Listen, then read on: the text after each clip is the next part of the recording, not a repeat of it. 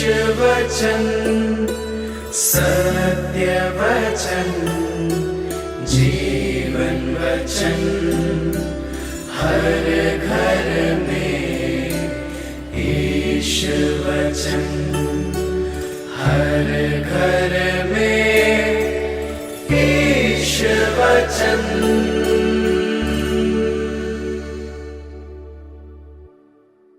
प्रभु आप लोगों के साथ हो और आपकी आत्मा के साथ। संत मार्कुस के अनुसार पवित्र सुसमाचार। हे प्रभु तेरी महिमा हो। अध्याय 5 वाक्यांश 1 से 20 तक। वे समुद्र के उस पार गिरासनियों के प्रदेश पहुंचे।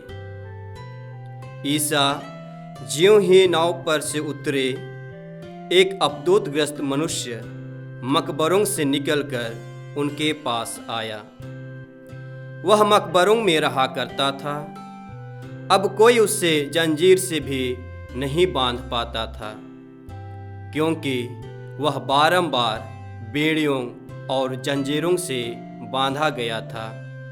किंतु उसने जंजीरों को तोड़ डाला और बेड़ियों को टुकड़े टुकड़े कर दिया था। उससे कोई भी वश में नहीं रख पाता था। वह दिन रात निरंतर मकबरों में और पहाड़ों पर चिल्लाता और पत्थरों से अपने को घायल करता था। वह ईसा को दूर से देखकर दौड़ता हुआ आया और उन्हें दंडवत कर ऊंचे स्वर से चिल्लाया, ईसा सर्वोच्च ईश्वर के पुत्र, मुझसे आपको क्या? ईश्वर के नाम पर प्रार्थना है, मुझे ना सताइए। क्योंकि ईसा उससे कह रहे थे, अशुद्ध आत्मा इस मनुष्य से निकल जा। ईसा ने उससे पूछा, तेरा नाम क्या है? उसने उत्तर दिया, मेरा नाम सेना है, क्योंकि हम बहुत हैं। और वह ईसा से बहुत अनुनय विनय करता रहा कि हमें इस प्रदेश से नहीं निकालिए। वहाँ पहाड़ी पर सुअरों का एक बड़ा झुंड चर रहा था। अपदूतों ने यह कहते हुए ईसा से प्रार्थना की, हमें सुअरों में भेज दीजिए, हमें उनमें घुसने दीजिए। ईसा ने अनुमति दे दी। तब अपदूत उस मनुष्य से निकलकर सुअरों में जा घुसे और लगभग 2000 का वह झुंड तेजी से ढाल पर से समुद्र में कूद पड़ा और उसमें डूबकर मर गया। सुअर चराने वाले भाग गए। उन्होंने नगर और बस्तियों में इसकी खबर फैला दी। लोग यह सब देखने निकले। वे ईसा के पास आए और यह देखकर भयभीत हो गए कि वह अबदूतग्रस्त, जिसमें पहले अबदूतों की सेना थी, कपड़े पहने शांत भाव से बैठा हुआ है। जिन्होंने यह सब अपनी आंखों से देखा था, उन्होंने लोगों को बताया कि अबदूतग्रस्त के साथ क्या हुआ और सुअरों पर क्या क्या बीती। तब गिरासनी ईसा से निवेदन करने लगे कि वे उनके प्रदेश से चले जाएं। ईसा नाव पर चढ़ ही रहे थे कि अबदूतग्रस्त ने बड़े आग्रह के साथ यह प्रार्थना की, मुझे अपने पास रहने दीजिए। उसकी प्रार्थना अस्वीकार करते हुए ईसा ने कहा, अपने लोगों के पास अपने घर जाओ और उन्हें बता दो कि प्रभु ने तुम्हारे लिए क्या क्या किया और तुम पर किस तरह कृपा की है। वह चला गया और सारे देकापुलिस में यह सुनाता फिरता कि ईसा ने उसके लिए क्या क्या किया था, और सब लोग अचंभे में पड़ जाते थे।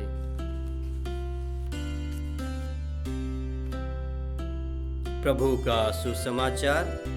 हे ख्रिस्त तेरी स्तुति हो। मेरे प्यारे ख्रिस्त विश्वासियों, आज माता कलीसिया संत योहन बोस्को, जो एक पुरोहित और धार्मिक संस्थापक थे, को याद करती है।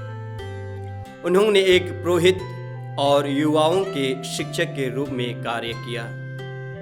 उनका मानना था कि शिक्षा हृदय समान है जो पूरे शरीर को संचालित करता है और ईश्वर इसके शिक्षक हैं।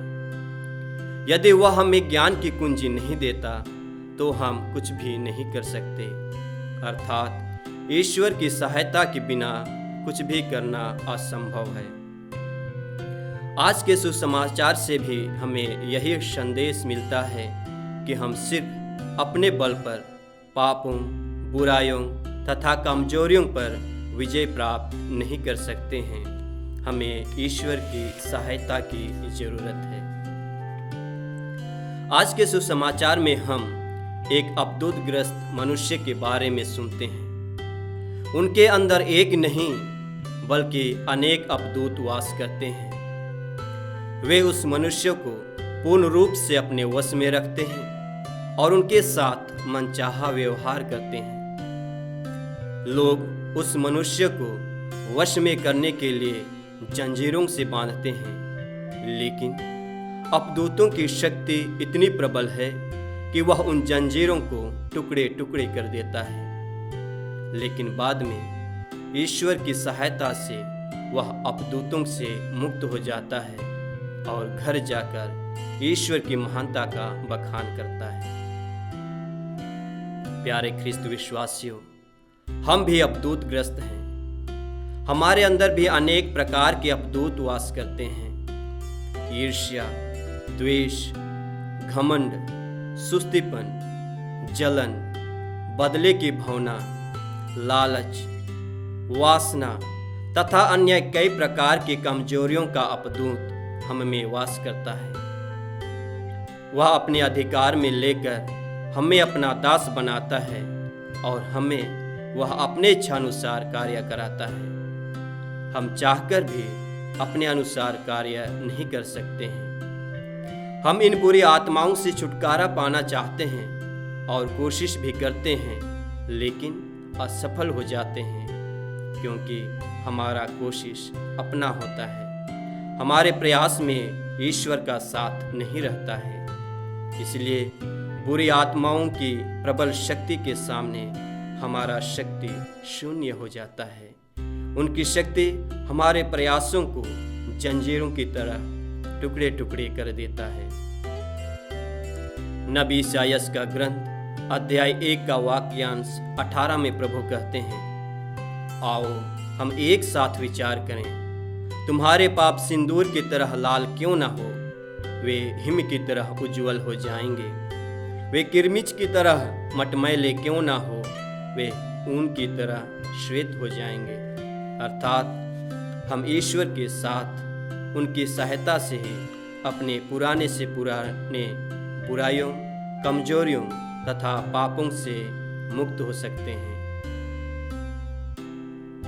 प्यारे ख्रिस्त विश्वासियों, हम मानवीय शक्ति के प्रयास से अपने पापमय जीवन से ऊपर नहीं उठ सकते हैं। इसलिए हमें ईश्वर की सहायता खोजना है, उनसे निवेदन करना है, तभी हम पाप मुक्त हो सकते हैं। उसके शक्ति और सामर्थ्य को अनुभव कर सकते हैं और अवधूतग्रस्त मनुष्य के समान उसकी महानता का बखान कर सकते हैं। आमीन।